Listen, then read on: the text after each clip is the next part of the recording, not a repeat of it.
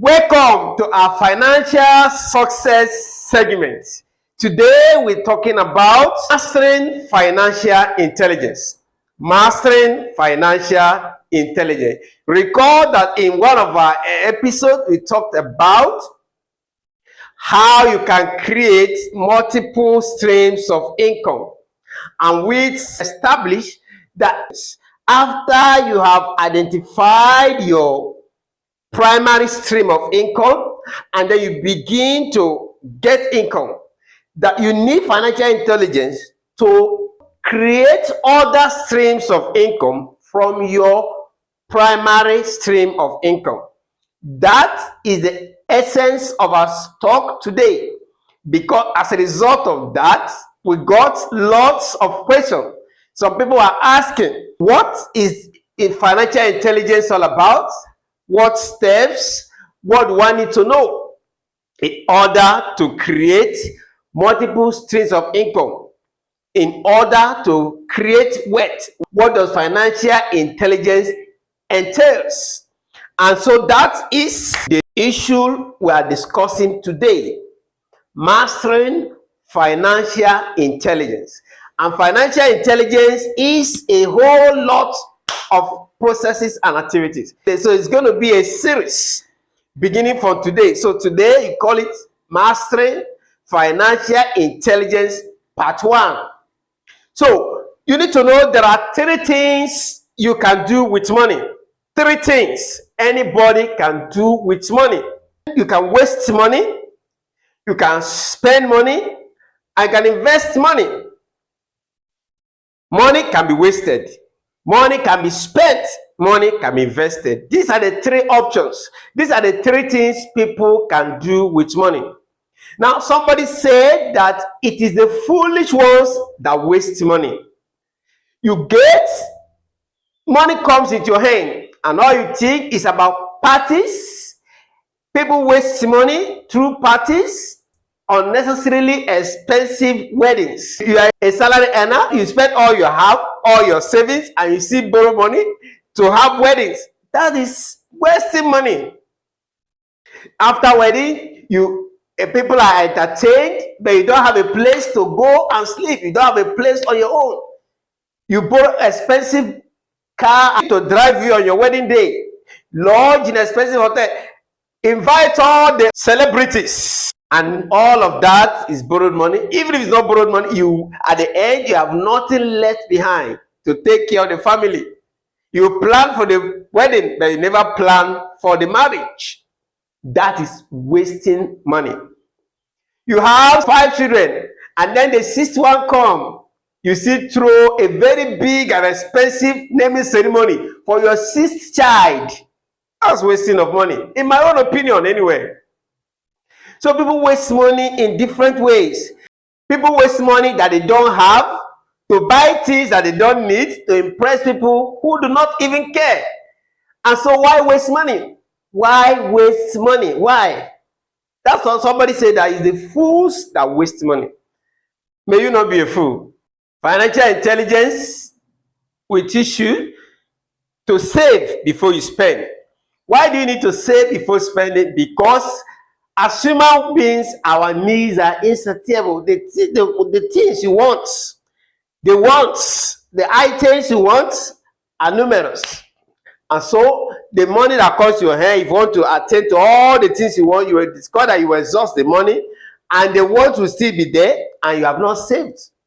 So the wise ones save first before spending. And that's the wisest thing to do with money. So financial intelligence is the first step in the journey of wealth creation. Anybody who wants to create wealth first start with gaining financial intelligence. It is impossible to create wealth without financial intelligence. And you know what? You can't get financial intelligence in any school, because it's not taught in schools. Universities do not teach financial intelligence. Otherwise, our lecturers, our professors would have been the wealthiest people on earth. But you know that's not the case. That tells you most academic institutions have little or nothing to offer regarding financial intelligence. Financial intelligence is about developing investment mentality. And what is investment mentality? Investment mentality is the mentality that understands and practices the 70-30 rule or the 30-70 rule. What is the meaning of 30-70 rule? The 30-70 rule is the rule that says that whatever money that enters into your hand, depending on your source of income, that 30% of whatever enters your hand, whatever comes to you as salary, as income, must exit your hand. 30% of your income must leave your hand. The 30-70 rule is a rule that says that 30% of your income must leave your hand, while you live on the 70% maximum. Minimum 30% of whatever comes to your hand must leave your hand, and you live on the 70% maximum. Now, the 30% leaving your hand consists of 10% charity. 10% must go to charity or must go to a cause of the creator. You must acknowledge that the creator is your source by releasing 10% out of the 30% into charity or into whatever you believe, maybe your tithe in your church. Of the remaining 20%, 10% will be for savings and investment. Savings and investment. So you should save minimum of 10% of whatever enters into your hand and invest it. As you save 10% over time and it accumulates, you invest it into an income producing asset. IPA, income producing asset. You invest the 10% that has accumulated over time into an asset that will produce more income for you. Then the remaining 10% of the 30% is for personal development. Invest in yourself. Warren Buffett, the one-time richest man, we see a financial heavyweight on it today. Warren Buffett, he was asked, where is the best place to invest? And he said, in yourself. So never make the mistake of neglecting to invest in yourself, because life is about being before doing. We are created human beings. You cannot do more than what you are. You must first of all be before you do. So developing yourself ensures that your value is increased. When you develop yourself, the value you produce will increase, and then the income you attract will also increase. And so out of the 30%, 10% is for charity, 10% is for savings and investment, and 10% is for self-development. That's 30% that must leave your hand. Every money that comes to your hand, ensure that at least 30% goes out of your hand. Now, the remaining 70%, you live on it based on a budget. You have a budget to meet your needs within that 70% maximum. That means to say you plan your bills, all the bills you need to pay, be it rent, be it transportation, utilities, groceries, education bills, whatever thing you're paying should be within the 70%. That means whatever thing you think you need but cannot be accommodated within the 70%, it means you don't need it. It means you have not grown to it yet. You delay it till when your money can carry it. That is discipline, a financial discipline. That is what makes the wealthy people what they are today. You must pay the price to achieve what you need to achieve. And one of paying the price, that's some things you need to forgo. You must be disciplined to live within 70% maximum of your income. So that is the 30-70 rule. When you follow this rule, it helps you to manage your money. That's the core of financial intelligence. So financial intelligence means developing an investment mentality. An investment mentality is all about understanding and practicing the 30-70 rule, or the 30-70 principle. You can call it 10-10-10-70, whichever way. But maximum 70% of your income, you live within that 70%. Minimum 30% must leave your hand by way of giving to charity, by way of savings so you can invest, and then by way of investing in yourself to develop yourself and become more valuable. Financial intelligence is the first step to wealth creation. Financial intelligence marks the beginning to wealth creation. It is impossible for anybody to create wealth without having financial intelligence. So you want to create wealth, the first step you need is to acquire what? Financial intelligence. The surprising thing is that financial intelligence is not taught in any school. The Ivy institutions, Ivy academic institutions, people graduate with all great degrees, and yet with still another degree of financial ignorance. Financial intelligence is hardly taught in most universities of the world. So financial intelligence is not gained in the academic institutions. Financial intelligence is hardly taught in schools. The schools today are designed to train people to graduate and look for jobs. And looking for job gives you salary. Schools are designed to train people to graduate, get degrees, and look for jobs, and then get salaries. And they say salary is the medicine you take to forget your poverty. It never cures poverty. So as long as schools train people to depend on salary, people hardly will create wealth. And so they lack financial intelligence. So financial intelligence is hardly taught in schools. It comes by personal effort. Financial intelligence will come by personal effort, a personal search, a commitment to personal development. That's how you gain it. Financial intelligence is no respecter of your tribe. It's no respecter of your color. Be you a white, a black, no matter the color of your skin. If you don't have it, you don't have it. Financial intelligence is irrespective of your religion. Financial intelligence is no respecter of religion. It is no respecter of nation, your nationality. Go to the greatest and the richest countries of the world. You will still see people who are wretched, who are poor, who are living under bridges, who can't afford 3 square meals a day, who can't afford a roof over their head.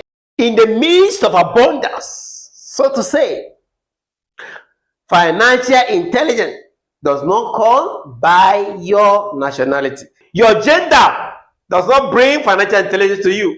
Whether you are a male, you are a female, that will not confer financial intelligence on you. Your education either.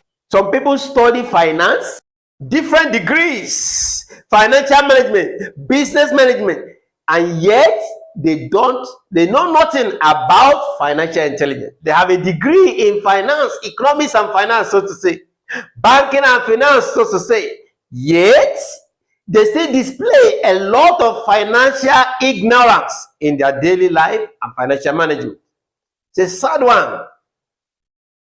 Financial intelligence is not automatic. Financial intelligence does not come on the basis of your place of work. There are people who work in banks, financial institutions, and yet they can't manage their finances. They're managing the money of others. That's a great irony. There's some bank managers who can't pay their house rent in a bank, and yet there's some gateman, there's a clerk in that same bank who probably are landlords. Yet some bank managers possibly may not have a roof over their head. So financial intelligence does not come on the basis of where you work. To get financial intelligence, you must be committed to searching for it. You will search for it yourself.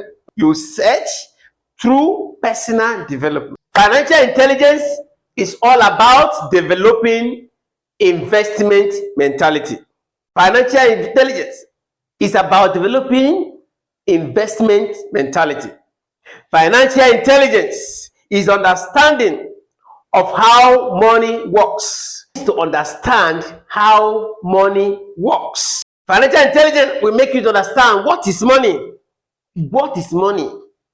Is money the paper in our hand, or money the what we keep in the bank in quotes? What is money actually? Financial intelligence will help you to answer that question. If you can't answer it, means you need financial intelligence. So financial intelligence helps you to answer the question, what is money? What is money? Financial intelligence will help you to know how to make money, how to manage money, and how to multiply money. That's financial intelligence. It entails knowing how to make money, how to manage money, and how to multiply it. It's not enough to make money. You must be able to manage the money you make. And not just ending at management, but multiplying it. Jesus told a story of the man that traveled and gave talent to his servant. And on coming back, the man had them to give accounts of the money he has given them, the talent he has given them. We are told the man commended the servant that had multiplied his talent. So money multiplication comes as a result of financial intelligence, and it's God's desire for everyone. Financial intelligence will teach you the rules of money. It helps you to know the rules of money. So financial intelligence comes by personal development. It comes by capacity building. You commit to personal development and to build your capacity. Personal development through reading books on finance, books on wealth creation, listening to messages like you're listening to me, listening to messages online, CDs, video messages, audio messages. There are many out there that will teach you how to manage your finance. It comes by your networking, your association, by associating with the right people. Somebody said there are two things that can change your life: the books you read and the people you associate with. If you associate with the wise, you'll be wise. If you associate with the foolish, you end up foolish. They say, show me your friend and I'll tell you who you are. Birds of a feather flock together.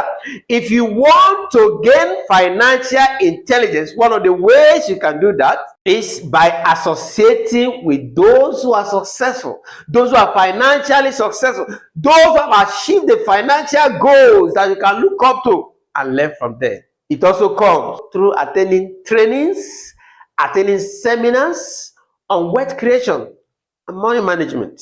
So financial intelligence is a proof that you have eliminated some toxic mindset, the mindset that are destructive, that keep people perpetually poor, that keep people in the rat race. That's a toxic mindset. Financial intelligence helps you to overcome that, to break out from that rat race and get into the pathway of wealth creation.